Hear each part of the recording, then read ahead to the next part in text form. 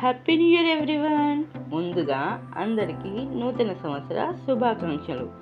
ఈ new year కోసం మనం ఎప్పుడూలాగా కాకుండా కొత్తగా గులాబ్ జామ్ పౌడర్తో కేక్ తయారు చేద్దాం. దీనికోసం 1.5 కప్ గులాబ్ జామ్ పౌడర్ తీసుకోండి, అంటే 180 గ్రామ్స్ దాకా. తర్వాత 3/4 కప్ పౌడర్ షుగర్, అదేవిధంగా 1/2 కప్ బొంబాయి రవ్వ, 1/4 కప్ నెయ్యిని తీసుకోండి.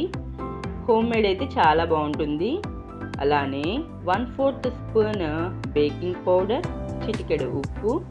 తర్వాత పాలను తీసుకొని ఎన్ని పాలు అవసరమైతే అన్ని పాలు కలపడానికి అవసరమైన పాలు తీసుకొని చక్కగా కట్ అండ్ ఫోల్డ్ మెథడ్లో కలుపుతూ పిండిని మొత్తం కలుపుతూ పాలను యాడ్ చేస్తూ బ్యాటర్ అనేది వీడియోలో చూపించినట్లు రావాలి. తర్వాత ఒక కేక్ టిన్కి నెయ్యిని అప్లై చేసుకొని తర్వాత ముందుగా మనం తయారు చేసుకున్నటువంటి బ్యాటర్ని మొత్తం వేయండి. రిబ్బన్ మెథడ్లో పడుతుంది కదా, ఇలా ఉంటే బ్యాటర్ అనేది పర్ఫెక్ట్గా ఉన్నట్టు. తర్వాత చిన్న ట్యాప్ ఇవ్వండి, దానివల్ల ఎయిర్ బబుల్స్ పోతాయి.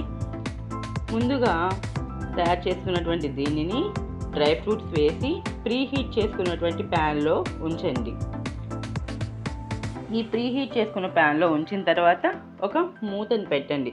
ఒక 30 మినిట్స్ వరకు మూత అనేది ఓపెన్ చేయొద్దు. మూత ఓపెన్ చేస్తే ఎయిర్ బబుల్స్ వెళ్ళిపోతాయి, ఎయిర్ ఫామ్ అయిపోతుంది. నాకైతే ఈ కేక్ తయారవడానికి 40 మినిట్స్ అనేది పట్టింది. దీనికోసం మనం షుగర్ సిరప్ కూడా తయారు చేసుకోవాలి.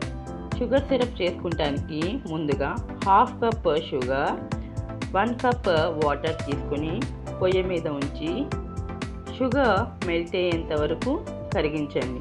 షుగర్ మెల్ట్ అయితే చాలు, ఎటువంటి తీగ పాకాలు ఏ పాకాలు రావాల్సిన అవసరం లేదు. షుగర్ మెల్ట్ అయిన తర్వాత ముందుగా ఒకసారి కేక్ చెక్ చేసుకుందాం. కేక్ని ఒక టూత్పిక్ గుచ్చి చూసినట్లయితే అంటుకోలేదు కాబట్టి కేక్ అనేది రెడీ అయింది. తర్వాత చిన్న చిన్న హోల్స్ లాగా పోర్స్ పెట్టుకోండి. కేక్ని ఒక నైఫ్తో చక్కగా పీసెస్ లాగా కట్ చేసుకోండి. ఇప్పుడు మనం కట్ చేసుకున్నటువంటి ఈ కేక్ మీద ముందుగా తయారు చేసుకున్నటువంటి షుగర్ సిరప్ని, కొంచెం వేడిగా ఉన్నా పర్లేదు షుగర్ సిరప్, కేక్ మాత్రం చల్లారిపోవాలి, దీని మీద చక్కగా పోయండి, మొత్తం పోసేయండి. జ్యూసీగా టేస్టీగా ఎంతో నార్మల్గా చేసుకునే గులాబ్ జామ్ కన్నా ఈ కేక్ అనేది ఎంతో టేస్టీగా ఉంది. ఈ న్యూ ఇయర్కి మీరు ట్రై చేయండి, మీ పిల్లలకు కూడా అందించండి.